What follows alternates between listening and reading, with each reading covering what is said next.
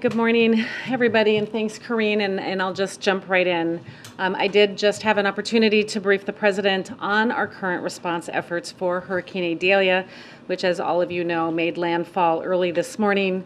While we were in there, the President contacted Governor DeSantis to let him know that the federal family continues to be there to support him. The governor expressed that all of his needs are met currently.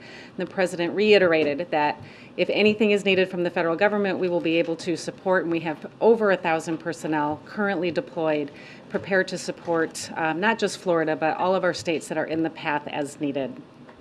While I was in there, the President also directed me to travel immediately into the area, and I will be traveling later this afternoon to join Governor DeSantis tomorrow to do assessments and see firsthand what the impacts from this storm are, and I can be able to report back to the President exactly what I see, what we think the needs might be, and where the federal family can continue to assist. Before I touch more on Hurricane Idalia, I also want to address the second reason that I am here at the White House today.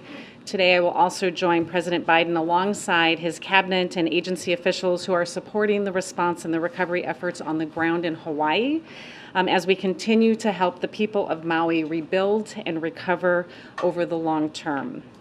This whole of government approach is what is needed to get the right resources to the people of Maui, the resources and the assistance that they need and that they deserve. Now back a little bit to what we know so far on Hurricane Idalia.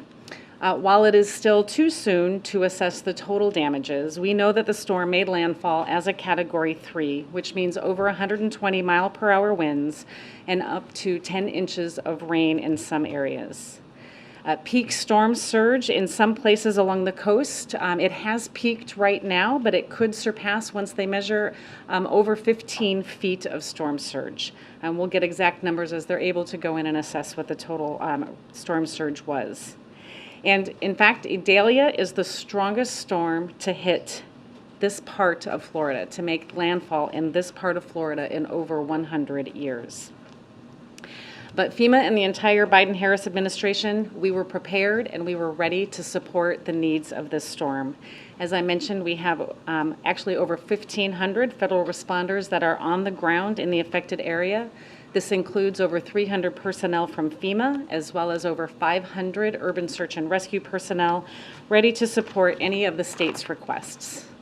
As of 7:30 this morning, and I know these numbers are dynamic and fluid, but as of 7:30 this morning, there are nearly 300,000 customer outages for power in Florida, and we do expect those numbers to continue to rise as the storm passes through and goes into Georgia, and we'll see power outage numbers for Georgia, South Carolina, and perhaps North Carolina.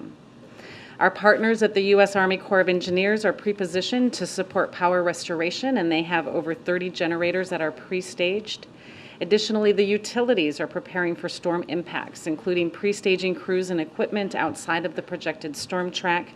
And the state anticipates a total of about 30,000 to 40,000 linemen in Florida to begin to assist in the power restoration efforts.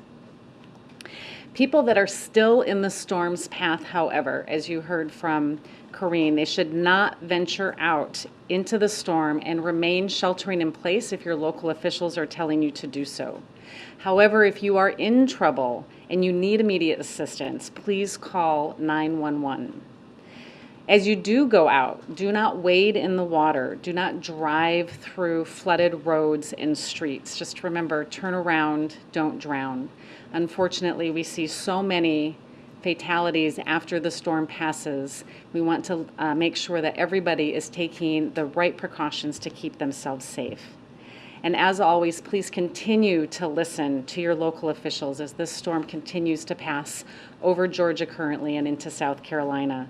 Please check on your friends and your family and your loved ones, especially older adults and people living with disabilities, to see if they have any needs. In closing, I just want to remind people that this is still very much an active situation. Remnants of the storm are still affecting Florida as we speak. The storm is over Georgia and moving into South Carolina. People there and in the Carolinas will continue to experience impacts throughout the day today and possibly into the weekend. Again, FEMA is well postured with our federal partners to support Floridians during this time of need and stands ready to support other affected states as needed.